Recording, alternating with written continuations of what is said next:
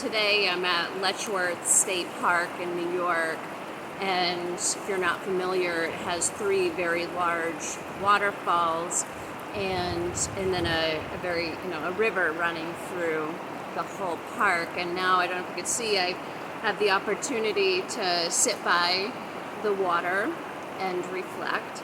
And whenever I look at waterfalls and rivers, it always makes me think about renewal, rebirth. A river is never the same. At any point, it's never the same. It's always changing. And yet it stays beautiful throughout all the seasons. And in many ways, the fact that it's always changing makes it beautiful. And I like to think about that when I'm thinking about our traumas. It's always so easy to focus on how our traumas change our lives for the worst. All the devastation it leaves behind. It's easy to focus on just devastation. But in my practice, I'm really all about embracing post-traumatic growth and helping my clients and readers and followers, really encouraging them to embrace post-traumatic growth. And in order to reach that point of actually thriving after our trauma, we have to be willing to accept changing. Our trauma's changed us forever, whether we like it or not. And we can either choose to focus on how it changed our life for the worst, or we can choose to focus on the beauty that could come from our trauma. And please don't misunderstand. When I talk about, transforming after our trauma and thriving after trauma, I in no way mean to imply that I'm grateful that I've experienced all the pain that I've endured.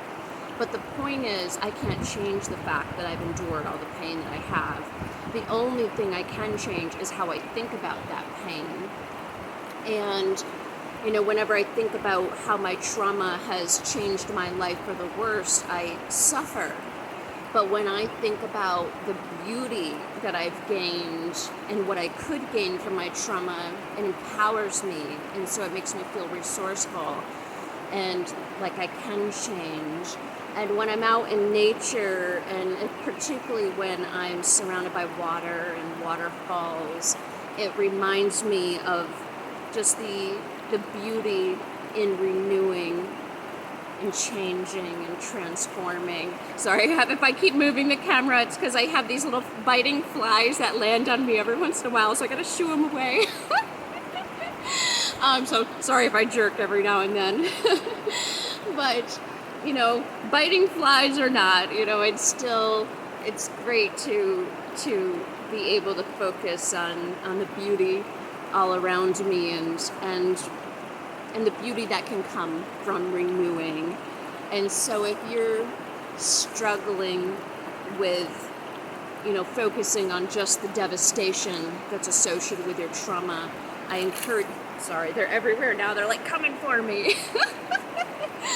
They're she's been still for a long time. She's a target now. So I've got to get back on task here. So if you're struggling with again just the devastation, I want you to know that I know from experience that we can live an even better life than we ever dreamed of even before our trauma.